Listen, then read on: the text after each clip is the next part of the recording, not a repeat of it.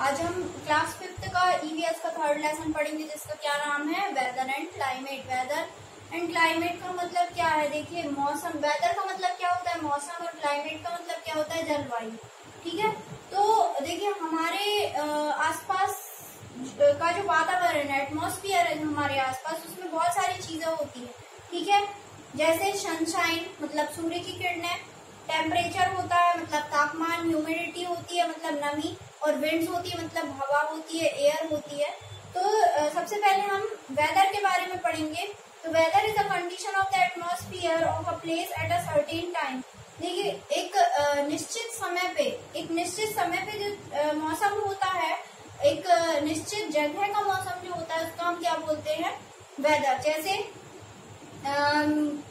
एक दिन में जो वेदर होता है, एक दिन में जो मौसम होता है वो बहुत बार चेंज होता है। जैसे सुबह ठंडक है, दोपहर आते आते तक क्या हो जाएगा, गर्मी होगी थोड़ी सी, और धूप तेज होने लगेगी तो क्या हो जाता है, गर्मी ज्यादा बढ़ जाती है, और फिर उसके बाद शाम होते होते तक क्या होता है, सूर्य जब डूब जाता है तो फिर से ठंडक आ जाती है। तो इसको हम बोलते हैं वेदर। ओके, उसके बाद रीड करेंगे हम क्या सनशाइन एंड वेदर। जो अभी हमने आपको बताया, जैसे जैसे सूरज उगता है वैसे वैसे टेम्परेचर जो होता है वो हाई होता जाता है, मतलब बढ़ता जाता है, और जैसे जैसे सूरज डूबता है वैसे वैसे ठंडक आती जाती है। तो ये वेदर और सनशाइन का ये जो कंपैरिजन है, ये दिन में कुछ और रहता है, रात में कुछ और रहता है। ओके, उसके बाद सनरेज पढ़ेंगे अपन।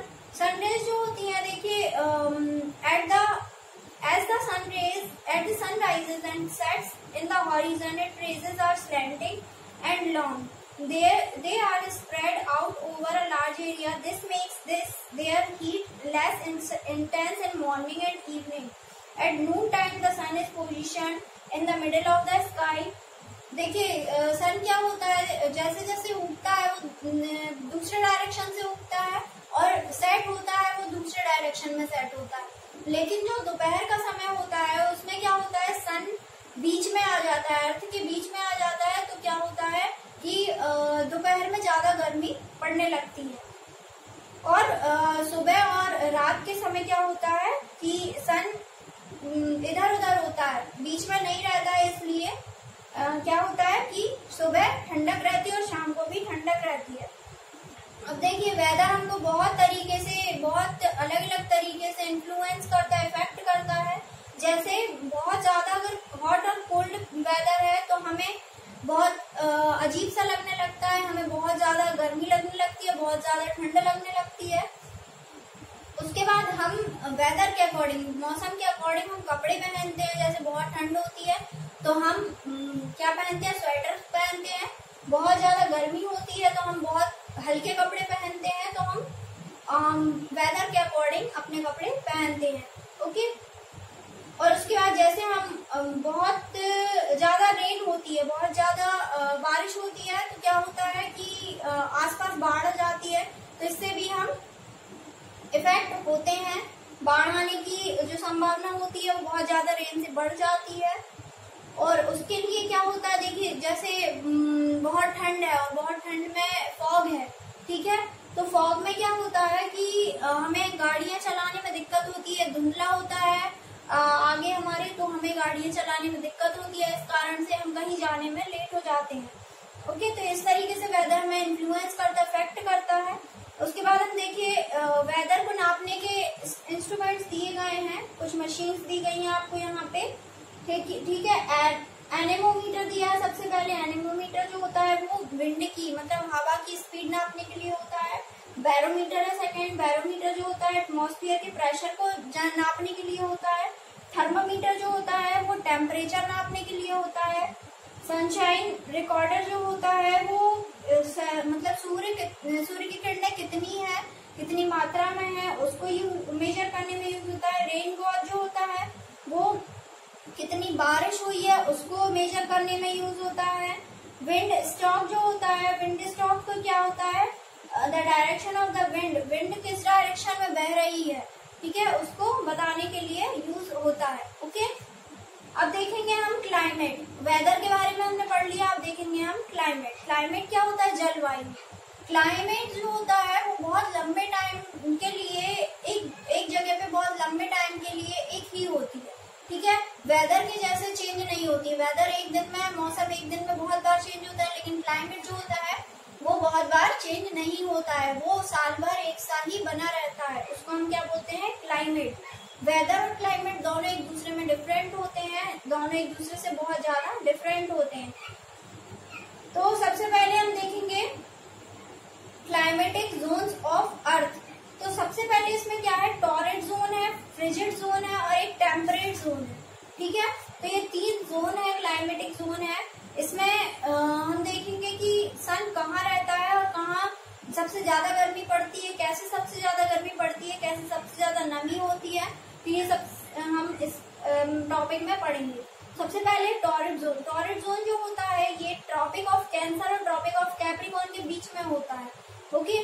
तो इसमें क्या होता है? जो सन की रेज होती हैं, जो सूर्य की किरणें होती हैं, वो सीधी वर्टिकली साल भर जो वर्टिकली मतलब सीधी अर्थ पे पड़ती हैं। तो क्या होता है कि जहाँ पे ट्रॉपिक ऑफ कैंसर और ट्रॉपिक ऑफ कैप्रिकॉर्न के बीच की जो कंट्रीज हैं वहां पर बहुत ज्यादा गर्मी पड़ जाती है, बहुत ज्यादा गर्म देश कहलाते हैं। वहां पर नमी, वहां पर क्या हीट बनी ही रहती है, ठीक है।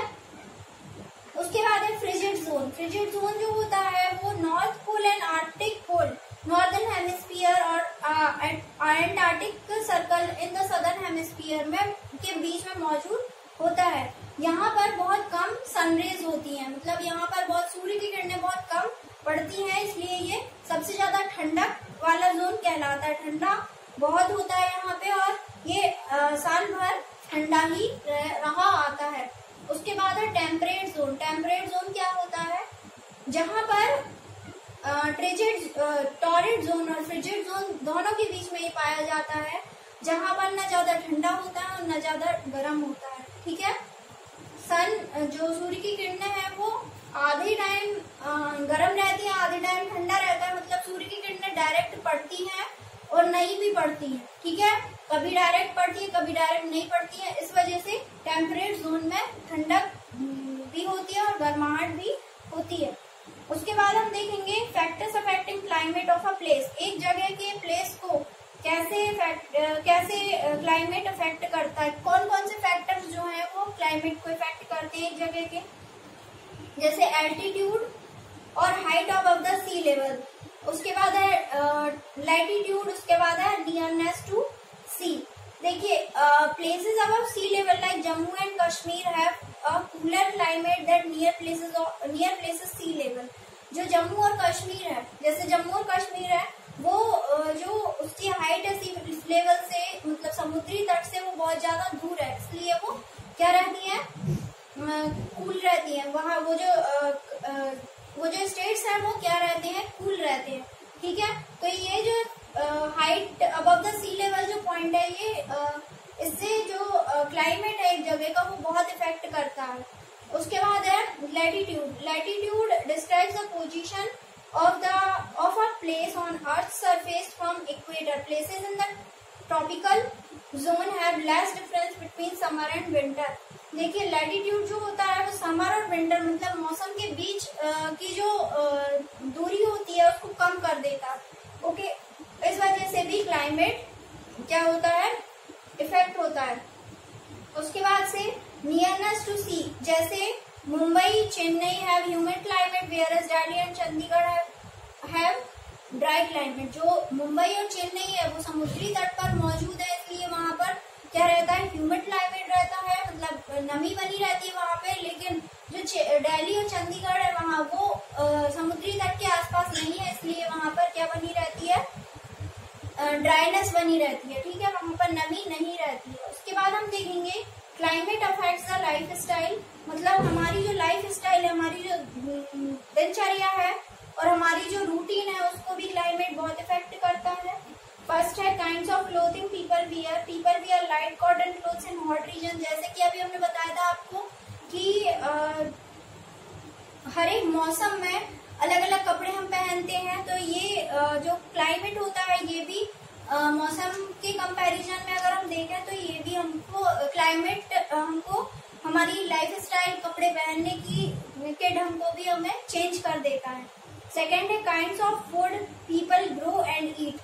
जो पीपल जैसे एक जगह का क्लाइमेट बहुत ज्यादा रेनी है, ठीक है, बहुत ज्यादा बारिश हो रही है, तो वहाँ जैसे एक साल वहां पर बारिश नहीं हुई और दूसरे साल वहां पर बहुत बारिश हुई, तो देखिए जब बारिश नहीं होगी तो कुछ अलग ही वो फसल उगाएंगे, लेकिन जब बारिश ज्यादा होगी तो वो फसल वो नहीं उगाएंगे जो उन्होंने पहले उगाई थी, तो ये एक चेंज आ जाता है।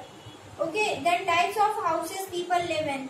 जैसे बहुत ज्यादा रेनफॉल, वही हम एग्जाम्पल लेंगे, अगर बहुत ज्यादा रेनफॉल है, बहुत ज्यादा गर्मी है, तो उस हिसाब से लोग अपना घर बनाते हैं। Okay, then types of transportation people use. People जो होते हैं, लोग जो होते हैं, वो अलग अलग तरीके के ट्रांसपोर्टेशन यूज करते क्लाइमेट को देखते हुए। अगर बहुत ज्यादा बारिश हो रही है तो वो गाड़ी से, टू व्हीलर से जाना पसंद नहीं करेंगे, वो ट्रेन से जाना पसंद करेंगे या एयरप्लेन से जाना पसंद करेंगे, ठीक है। तो ये एक इफेक्ट होता है हमारे ऊपर बहुत ज्यादा क्लाइमेट का। उसके बाद है seasons of India. Seasons of India मतलब आप लोग सभी जानते होंगे, there are 4 main seasons in India. They are winter, summer, rainy and post monsoon. Okay, तो ये सब आप जानते होंगे। विंटर मतलब होता है ठंड, उसके बाद होता है समर, समर का मतलब गर्मी, रेनी का मतलब बारिश होता है, पोस्ट मानसून का मतलब होता है जो बारिश के पहले का मौसम होता है, उसको हम बोलते हैं पोस्ट मानसून। ओके, तो ये सभी आप जानते हैं सीजन्स क्या होते हैं। अब देखिए सीजन्स कैसे आते हैं। ओके, तो ये 2 फैक्टर्स की वजह से, 2 फैक्टर्स ऐसे हैं जिसकी वजह से सीजन्स आते हैं। मतलब 4 महीने गर्मी रहती है, 4 महीने ठंड, मतलब थ्रू आउट द ईयर जो सीजन्स होते हैं वो कैसे आते हैं, ठीक है। तो सबसे पहला पॉइंट इसका क्या है, the tilted axis of earth and the revolution of earth around the sun. सबसे पहला रीजन इसका ये है कि टिल्टेड एक्सिस मतलब जो अर्थ की जो एक्सिस होती है, अर्थ जिसपे खड़ी हुई होती है, वो थोड़ी सी झुक जाती है। थोड़े से झुकाव के कारण, अपने ही एक्सिस थोड़े से झुकाव के कारण मौसम में बदलाव आ जाता है। उसके बाद सेकंड पॉइंट क्या है, रिवॉल्यूशन ऑफ अर्थ। अर्थ जो सन के चक्कर लगा रही है, उसके वजह से भी मौसम चेंज होता है। ओके, तो आप सभी लोग जान गए होंगे कि इस लेसन में हमको क्या दिया गया है वेदर एंड क्लाइमेट के बारे में। तो अभी आप इस लेसन को रीड करेंगे और रीड करने के बाद अगर कुछ प्रॉब्लम होती है तो आप इसको पूछ लेंगे, आपको जो भी प्रॉब्लम होती है। और आपको इसको क्या करना है कि वर्ड मीनिंग्स फाइंड करने, टफ वर्ड्स फाइंड करने हैं आपको, अंडरलाइन करके डिक्शनरी में से आप फाइंड कर सकते हो। और अगर कुछ प्रॉब्लम है तो आप लोग डायरेक्ट पूछ सकते हैं। ओके।